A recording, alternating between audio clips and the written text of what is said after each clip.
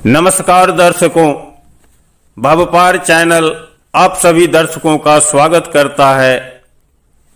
आज मैं इस वीडियो के माध्यम से सीता जन्म के बारे में आप सभी को बता रहा हूँ। त्रेता युग की बात है। रावण एक बलशाली और अत्याचारी राजा था जो अपने पराक्रम से तीनों लोकों में अपना आधिपत्य फैला चुका था तथा देवताओं को जहाँ तहाँ भागने पर मजबूर कर दिया था। हर जगह रावण का ही साम्राज्य था। ऐसे में दुरात्मा रावण ने दंडकारण्य में तपस्या करने वाले व रहने वाले ऋषि मुनियों पर भी कर लागू कर दिया था। ऋषि मुनियों के पास कर के रूप में देने के लिए कुछ भी नहीं था और रावण कर लिए बिना मानने वाला नहीं था, क्योंकि उसका एक ही लक्ष्य था, ऋषि मुनि और देवताओं को सताना, क्योंकि ये सब नारायण के भक्त थे। तब ऋषि मुनियों ने आपस में विचार कर अपना अपना रक्त कर के रूप में देने का विचार किया और थोड़ा थोड़ा रक्त एक घड़ा में एकत्र करना चालू कर दिया। धीरे धीरे ऋषि मुनियों के रक्त से वो घड़ा भर गया।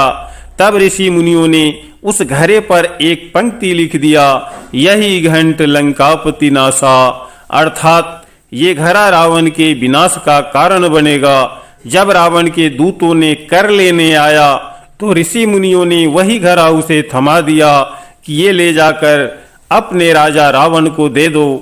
जब दूतों ने ऋषि मुनियों द्वारा दिया हुआ घड़ा ले जाकर लंका पहुंचा और रावण ने उस घड़ा को देखा तो रावण सब कुछ समझ गया, क्योंकि रावण भी एक प्रकांड पंडित था। वो जानता था कि वृथा न जाहि देवी ऋषि वाणी, अर्थात देवताओं और ऋषियों की वाणी कभी बेकार नहीं जाती।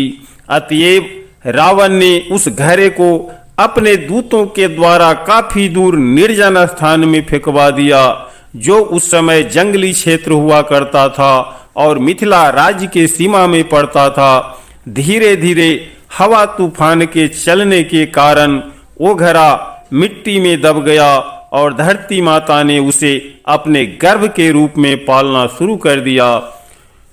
उस समय मिथिला राज्य का राजा जनक हुआ करते थे। राजा जनक निसंतान थे और उनकी पत्नी की नाम सुनैना थी। एक बार मिथिला नगर में बहुत भयंकर अकाल पड़ गया।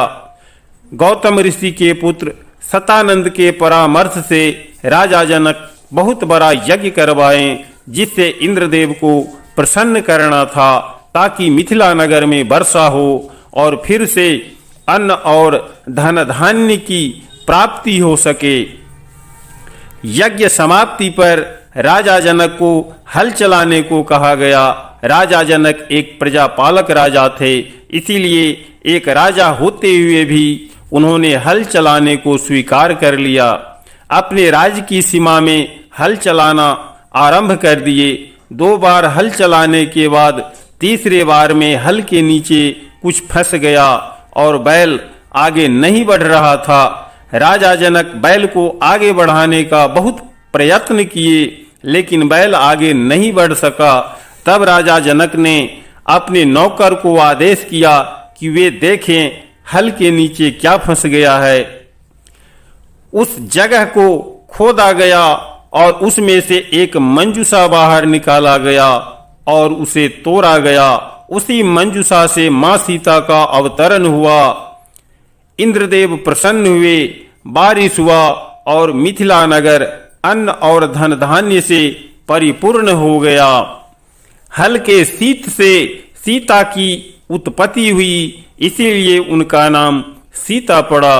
राजा जनक की पुत्री बनी, इसीलिए जानकी कहलाई।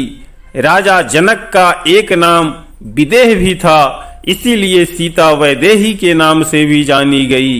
राजा जनक की राजधानी जनकपुर था। जहां सीता प्रकट हुई वो क्षेत्र आज सीतामढ़ी पुनौरा के नाम से जाना जाता है। दर्शकों, ये वीडियो पूरे जांच पड़ताल के बाद बनाया गया है। ये संपूर्ण रूप से सत्य है। अगर आपने अभी तक हमारे चैनल को सब्सक्राइब नहीं किए हैं तो सब्सक्राइब करें, लाइक करें